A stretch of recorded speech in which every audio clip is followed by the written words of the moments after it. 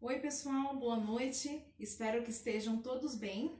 Meu nome é Simone, meu grupo é formado além de mim pelo Charles e pelo Paulo. Pessoal, nós vamos dar início a esse conjunto de trabalhos que todos irão apresentar referente ao livro Diário de um Consultor, que o nosso grupo vai falar para vocês nessa noite. Eu espero que seja bem clara, tá? Para a gente tornar esse processo de aprendizado um pouco mais fácil, visto que a gente já temos visto ele com a professora Beth. A gente vai falar um pouquinho sobre a fundamentação teórica, sobre a origem da consultoria, tá? Sobre a diferença entre consultoria e auditoria, os objetivos da consultoria e as ferramentas utilizadas, tá? Iniciando, quando que surgiu a consultoria? Consultoria surgiu desde o início dos tempos. Não era como é hoje, né? Que tem lá um consultor responsável, mas consultoria sempre existiu. E quando que a consultoria ganhou força? Foi lá na Revolução Industrial. Por quê? Os empresários, certo? Eles precisavam do quê? De algum aval para tomar decisões. Eles não estavam seguros na tomada de decisões. E quando o processo de competitividade se tornou muito mais efetivo, foi aí que a consultoria tomou força. O que seria a consultoria, certo, gente? A consultoria pode ser definida como interna ou como externa. São dois tipos de consultoria que a gente pode ter. Como que a consultoria é interna? É quando a gente tem um funcionário lá dentro da empresa que ele auxilia nos processos, certo, de gestão, de análise dos processos para ter uma melhoria contínua. E quando que é externa? Quando a gente contrata lá um profissional para que ele dê um diagnóstico sobre os processos e assim a gente consiga alcançar os resultados esperados lá pelos executivos. Falando sobre o conceito de consultoria. O que é consultoria? Gente, é quando a gente tem um gestor de mudanças, certo? Um agente de mudanças, e esse agente de mudanças, ele atua junto com a empresa para aplicar diagnósticos, fazer melhorias, certo? E implantar ferramentas para que a empresa consiga aquele sucesso tão almejado. Falando um pouco agora, aquela parte de gestão ginástica. Tem 3 perguntas básicas para a gente saber se a gente está na fase de gestão ou de ginástica. Porque o consultor tem que fazer essa diferença, gente. Por quê? Ele quer saber se a empresa está indo naquela fase de ginástica, a gente tem que desenvolver isso. A gente precisa responder algumas questões para chegar naquela fase de gestão, certo? Quais são as perguntas aqui? Vou ler 3 perguntinhas para você, para a gente saber se está naquela fase de gestão ou de ginástica. Primeira pergunta: qual a produtividade alcançada nos setores? Produção, RH, vendas. Quais são os fatores negativos que impedem que essa produtividade seja melhor? E a terceira: quais são as ações necessárias para melhorar a produtividade da empresa? Se você consegue responder essas 3 perguntas com as entrevistas com as pessoas que você vai fazer, você já está na fase de gestão. Você já consegue lá fazer um diagnóstico, sabe? Saber a ferramenta que você vai aplicar, você vai implementar. Agora, se você não consegue responder essas 3 perguntas, eu acho que é melhor parar o processo por aí e rever essa fase com os gestores. Por quê, gente? Porque se você não tem esses dados, esses indicadores para responder essas perguntas, fica um pouco difícil. Vai ser um processo, uma implementação sem sucesso, tá? Falando agora um pouco, qual que é a diferença entre consultoria e auditoria? O que seria consultoria? Consultoria tem aquela análise horizontal, ela vai fazer uma análise mais profunda de todos os setores da empresa, tanto que a gente tem consultorias em diversas áreas, áreas de vendas, áreas de RH, áreas de marketing, toda financeira, contábil, todas as áreas da empresa, elas passam por uma consultoria para saber qual que é o gargalo, em qual processo que tem. E o que seria a auditoria, gente? A auditoria é um processo vertical, principalmente ele analisa a parte contábil da empresa, né? A gente usa aquela palavra que o auditor analisa a fidedignidade, né? Se aqueles relatórios passados, se aquele balanço, se aquelas informações contábeis passadas para a Receita, para outros órgãos, eles realmente são válidos. ou se não teve nenhuma falha aí no processo, certo? A gente pode usar a palavra veracidade, né, dos registros. O que a gente pode falar mais sobre consultoria aí, gente, né? Falando qual que é o objetivo da consultoria. Qual que é o objetivo da consultoria? Você vai chegar na empresa e você vai ter que fazer um diagnóstico, né? Você analisar, você vai ser um parceiro da empresa, né? Você vai fornecer a sua ajuda. É uma melhoria de processos, melhoria de pessoas. Hoje a gente fala muito na melhoria de pessoas, porque hoje o capital humano, a gente fala capital humano, não fala mais a força de trabalho, tudo. É o capital humano, onde a gente se investe muito mais. Certo? Eu vou passar, o objetivo da consultoria principalmente é isso, são melhorias de processos, melhorias de pessoas, para que a empresa atinja o resultado esperado. Então o consultor vai fazer uma análise, um diagnóstico e vai lá fazer a implementação, vai analisar qual vai ser a ferramenta mais adequada para implementar, certo? Agora eu vou passar minha palavra para o Paulo, ele vai falar um pouco sobre as ferramentas da consultoria e lá vai vir os próximos grupos e vai abranger muito mais sobre esse assunto. Gente, obrigada, boa noite.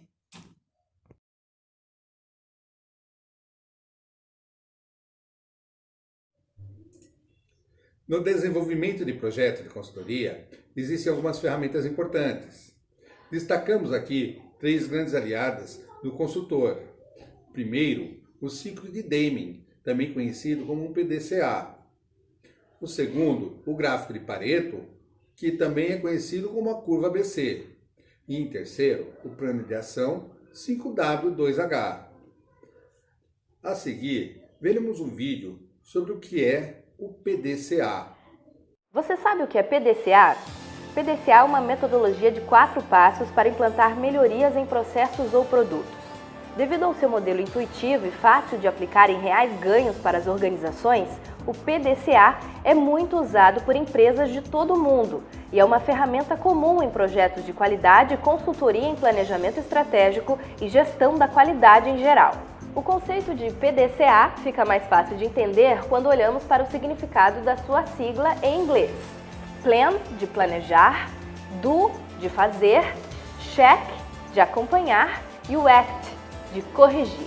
O que o ciclo PDCA sugere é que qualquer atividade de gestão ou planejamento estratégico que esteja sendo executado na empresa seja conduzido seguindo essas 4 fases.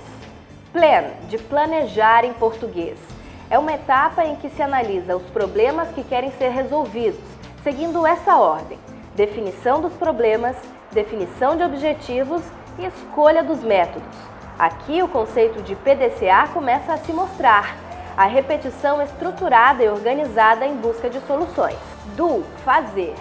Agora é hora de colocar a mão na massa, executar tudo o que foi determinado no passo anterior, treinar o método, executar, realizar eventuais mudanças, não procurar a perfeição, mas o que pode ser feito de forma prática. Cheque. Essa é uma das etapas mais importantes que definem o conceito de PDCA. Depois de checar, você deve agir de forma melhorada, verificando se o padrão está sendo obedecido, verificar o que está funcionando e o que está dando errado, perguntar por quê a cada passo. Act, corrigir. Agora é hora de agir com mais assertividade. As coisas estão conforme programadas? Então continue assim. Na verdade, existem inconformidades? Então devemos agir para corrigir e prevenir os erros. Melhorar o sistema de trabalho, repetir as soluções que se mostraram adequadas. Ao final da 4ª fase, o conceito de PDCA recomenda o reinício do ciclo para se buscar uma melhoria contínua, sem interrupções.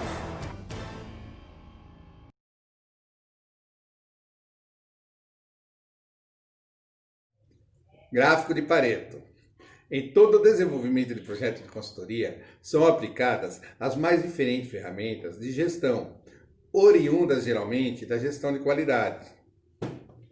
Uma importante ferramenta aliada do consultor é o gráfico de Pareto, popularmente conhecido como relatório de curva ABC. O conceito desse relatório é muito simples. Ele traz uma listagem de seus produtos vendidos em ordem decrescente, de acordo com a quantidade de produtos vendidos ou a margem de contribuição de cada um deles. Para gerir o seu negócio da melhor maneira possível, é sempre necessário estar atento ao que os números de sua empresa estão indicando. O melhor do relatório de curva ABC é que ele tira a sua visão do dia a dia da empresa, trazendo uma perspectiva por cima de todo o seu negócio. Vamos dar um exemplo. Digamos que a sua empresa vende acessórios para celular e o produto mais vendido é a capinha de celular, que representa um total de 70% de suas vendas. Aí, nesse caso, você pode até acreditar que essa capinha é a chave central de todas as suas negociações. Porém, a margem de contribuição da capinha é extremamente baixa. Então, seguindo dentro desse exemplo, digamos que a sua empresa também venda fones de ouvido. Esses mesmos fones de ouvido, mesmo saindo em uma quantidade muito menor que as capinhas, eles vão representar um total de 60% da margem de contribuição da sua empresa. E é justamente esse tipo de análise que pode ser vital para o sucesso do seu negócio. Pois com essa informação, você passa a conhecer realmente a sua empresa e o mercado no qual ela está inserida. É o relatório de curva ABC que lhe fornece esses dados. Tendo como base esse exemplo, algumas das decisões poderão ser tomadas pela sua empresa. Veja bem, primeiro, aumentar a margem de contribuição das capinhas do celular, negociando os valores mais baixos com seus fornecedores ou aumentando o preço de venda das capinhas. Em segundo lugar, a cada capinha vendida pela sua empresa, verifique com o cliente se ele também não se interessa na aquisição de um fone de ouvido, já que vender esses fones de ouvidos influencia diretamente no lucro de sua empresa.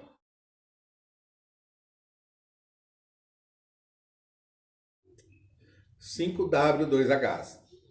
Você quer elaborar um grande projeto? Não sabe por onde começar? Eu te pergunto, já fez as perguntas básicas? Esse é o seu ponto de partida, o 5W2H.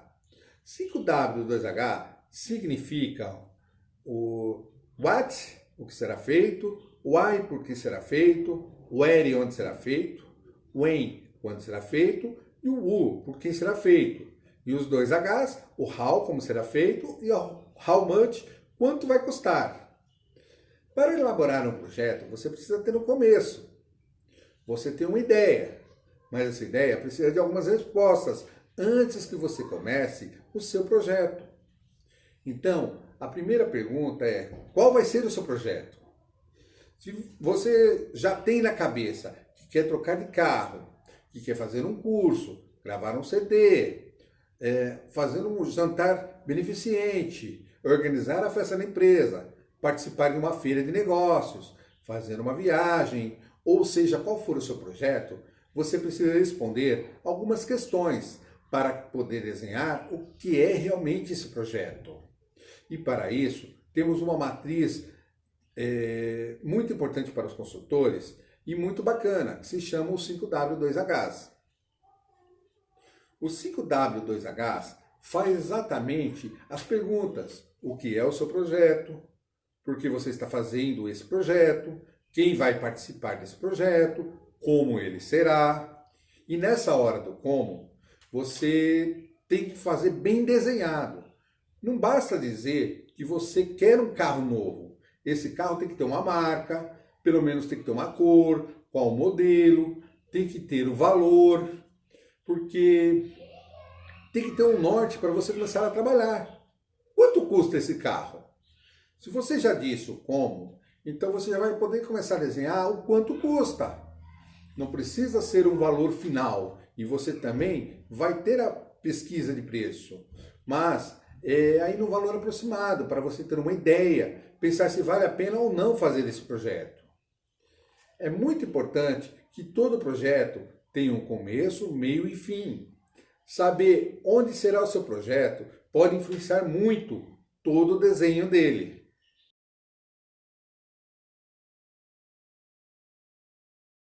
E assim a gente avança para nossas considerações finais, né?